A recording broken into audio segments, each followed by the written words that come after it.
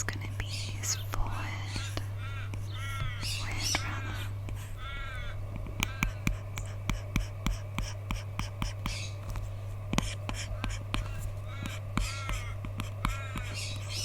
I feel like he's going to be so out of frame.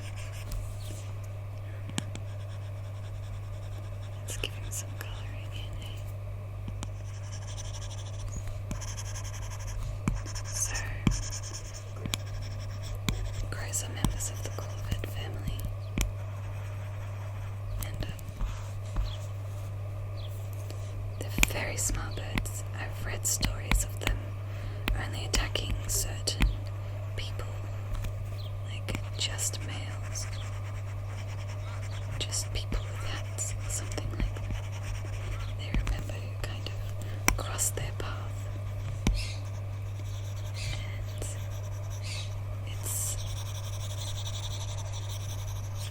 It's completely superstition, isn't it?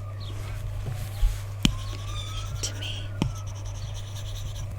crows are smart creatures. They do have a bit of an ominous core to them, don't they?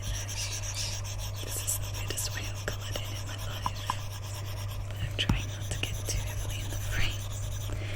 Okay. The brush I'm using today is called Dry Ink. Now we know. I feel like his wing should be there, roughly, yeah. So, I don't have anything against crows.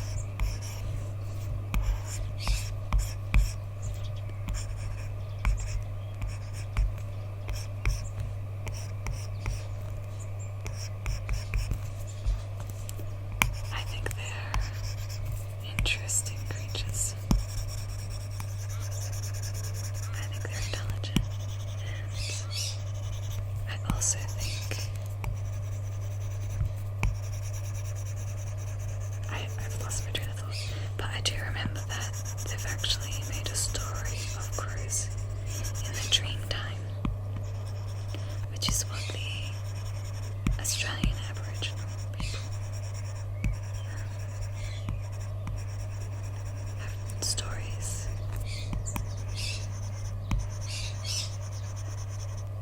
to explain various things about their life here in Australia.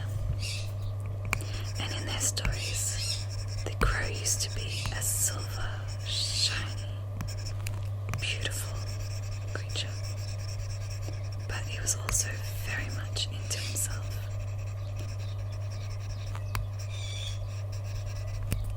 To a fault. Then one day,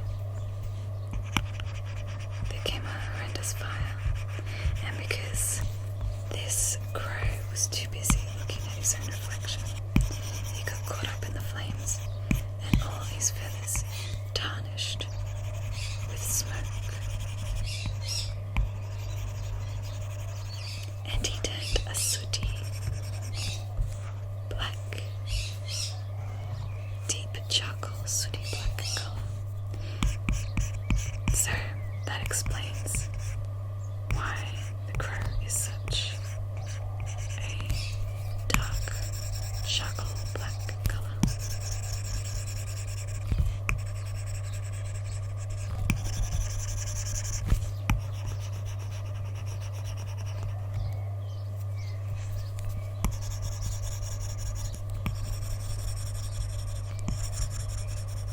But I actually think birds are amazing creatures. This is turning out okay considering I did not look at any reference material whatsoever, but I do want to just clean up this bit a little bit because I thought it would be rather messy everywhere, but it's actually pretty neat. So, okay, it just looked a bit out of place there.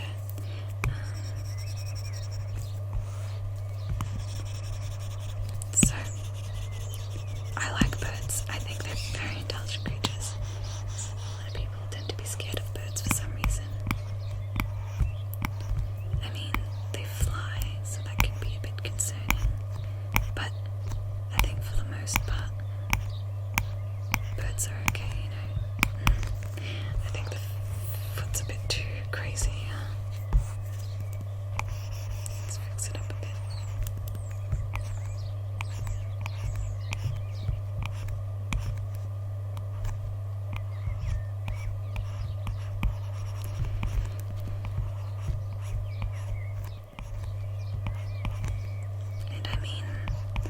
crows aren't really birds of prey. They kind of forage around, don't they? For any rubbish. Actually, I'm not too sure what they do eat. Without us humans, what on earth did crows eat?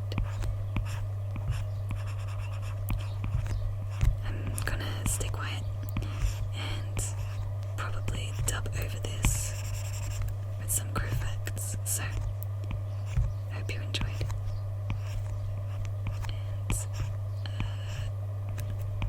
Google Deep Dive, Shhheila will join you now. In just a moment, I'll be reading a page on Wikipedia for you about the little crow, which is an Australian crow. But firstly, I must tell you. Actually, this is a parrot foot. I think crows might have a different foot structure. I'm going to have to look at a reference material.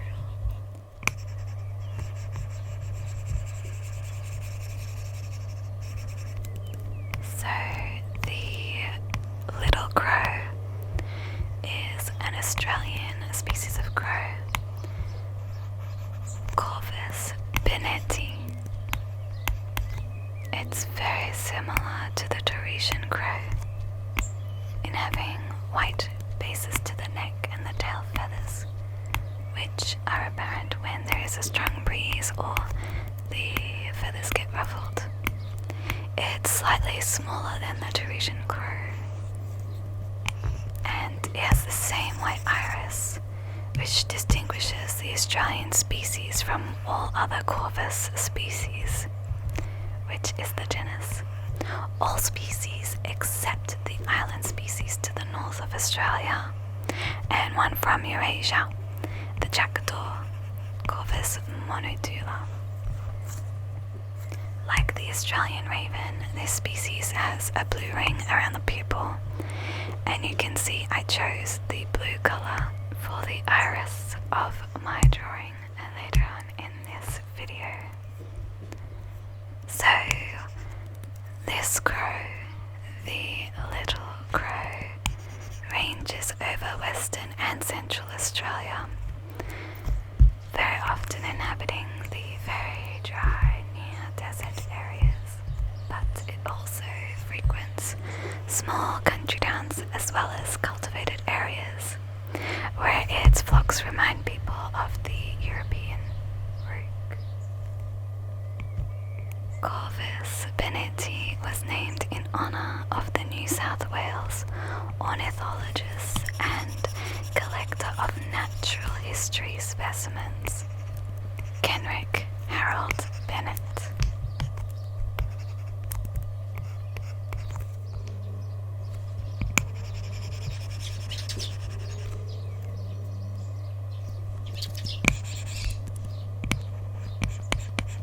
The diet of the little crow is mainly taken from the ground. This includes insects, cereals, and other seeds. It is, however, less of a scavenger than the Tahitian crow. It usually nests in small, loose colonies, building stick nests lined with mud, which is the only Australian species of corvid known to do this. The little crow's calls range from the harsh hawk hawk hawk hawk to a more raven-like ah ah ah. And yes, I did feel silly trying to impersonate the crow.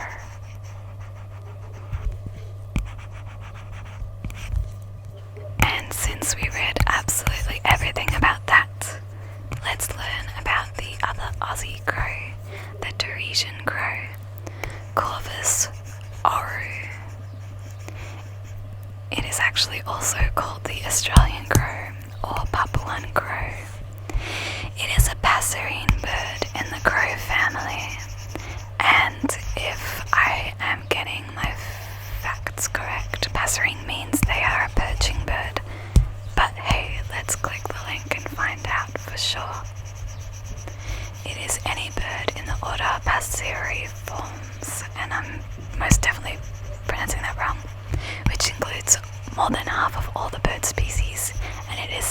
birds known as perching birds, or less accurately, songbirds. There we go, and it's caused by the arrangement of their toes, 3 pointing forward, 1 back, which I recall. Way to go, my memory.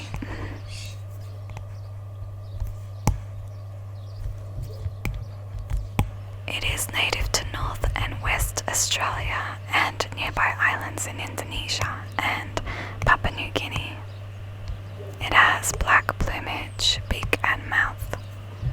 The base of the feathers on the head and neck are also white. The Tahitian crow is slightly larger with more of a robust bill than the morphologically similar little crow. The Tahitian crow is a large corvid, about the same size as the Eurasian carrion crow, but it has a more robust bill and slightly longer legs. The plumage of this Tahitian crow is glossy black on the back and dull black on the breast with inconspicuous throat hackles. Its tail is broad and has a distinctive square-shaped tip.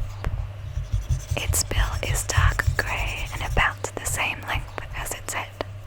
The legs and feet are a similar dark grey colour with pink foot soles. It's kind of cute.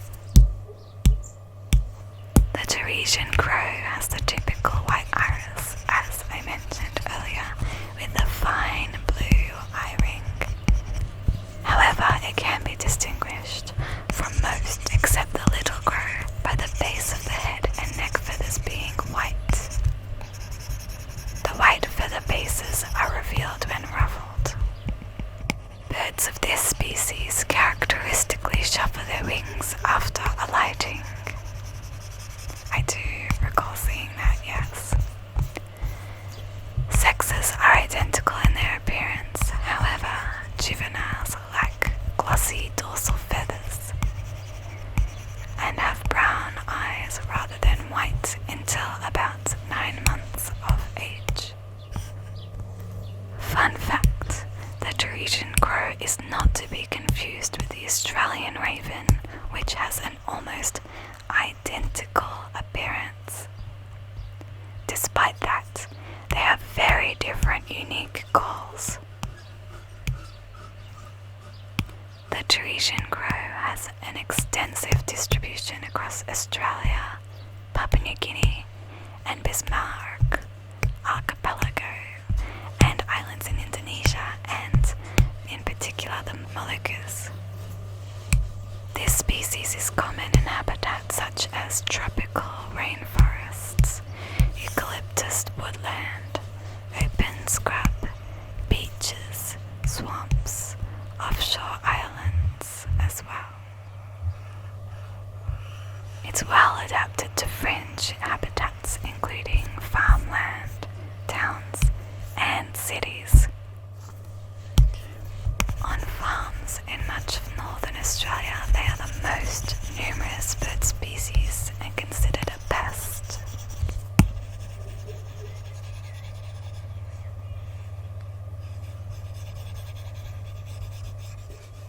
Like other corvids, Tahitian crows are intelligent and adaptable and have been known to steal food from larger birds by working in teams and to feed on poisonous prey without ingesting the poison, among other behaviours.